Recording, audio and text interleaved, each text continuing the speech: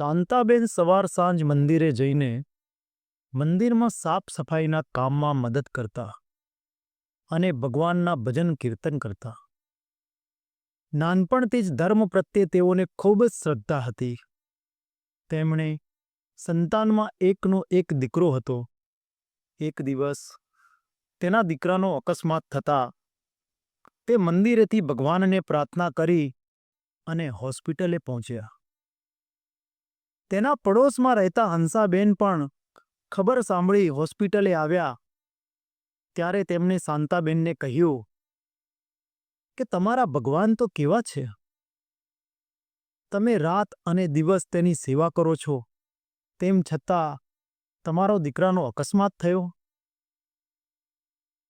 તો પછી ભગવાને તમારી સાથે શું કર્યું? શાંતાબેને જવાબ આપતા કહ્યું, એ તો ભગવાનની ઈચ્છા. તેને જે પણ કર્યું તે સારા માટે જ કર્યું હશે. થોડા દિવસ પછી ફરી એકવાર શાંતાબેનના દીકરાનો બીજી વખત અકસ્માત થયો અને આ સાંભળી હંસાબેન ત્યારે પણ આવ્યા અને કહ્યું કે તમારા ભગવાન તમારી સાથે જ આવું કેમ કરી રહ્યા છે? શાંતાબેને કહ્યું કે નક્કી ભગવાન મારી કંઈક કસોટી કરી રહ્યા હશે. તે હજુ પણ પૂરી શ્રદ્ધા અને વિશ્વાસથી ભગવાનને માની રહ્યા હતા.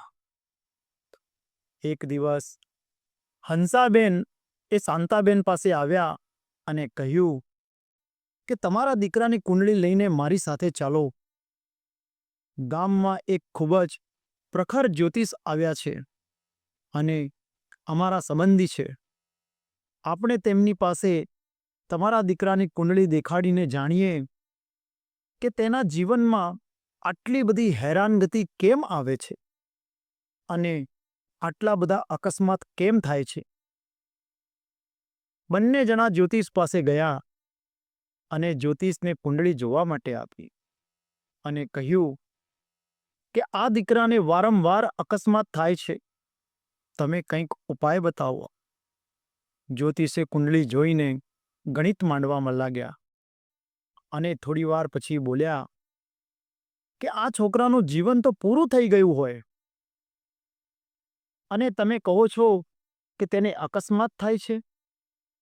ત્યારે શાંતાબેન કહે છે કે એ મારો દીકરો જ છે અને અત્યારે તેની તબિયત પણ ખૂબ સારી છે. જ્યોતિષ બહુ વિચાર કર્યા પછી ફક્ત એટલું જ કહે છે કે જરૂરથી કોઈ શક્તિ કામ કરી રહી છે. જ્યારે પણ આ દીકરા પર કોઈ ઘાત આવે છે ત્યારે તેનું અવસાન થવાને બદલે તેને નાનું મોટું નુકસાન કરીને જતી રહે છે. આ સાંભળીને શાંતાબહેનની આંખ ભીની થઈ ગઈ. તે તરત જ ઊભા થઈને સીધા જ મંદિરે જઈને ભગવાનના પગે પડી ગયા, કારણ કે હવે તેને સમજાઈ ગયું હતું કે તેના દીકરાને મૃત્યુના મોઢામાંથી બચાવીને ભગવાન પોતે જ રક્ષા કરતા હતા. નમસ્કાર મિત્રો, આ વાતનો મતલબ એટલો જ છે કે આપણે જે પણ દેવદેવીમાં શ્રદ્ધા રાખતા હોઈએ તેના પરનો વિશ્વાસ ક્યારેય પણ ડગવો જોઈએ નહીં. ભલે પરિસ્થિતિ ગમે તેટલી નબળી હોય કે ગમે તેટલી મજબૂત હોય, પરંતુ ભગવાન પરનો વિશ્વાસ અને શ્રદ્ધા ક્યારેય ડગમગવી જોઈએ નહીં. નમસ્કાર. જો આ સ્ટોરી તમને પસંદ પડી હોય તો દરેક મિત્રો સાથે શેર કરજો, તેમજ વિડીયોને લાઈક કરી કમેન્ટમાં આપના વિચારો રજૂ કરવાનું ચૂકતા નહીં. જય શ્રી કૃષ્ણ.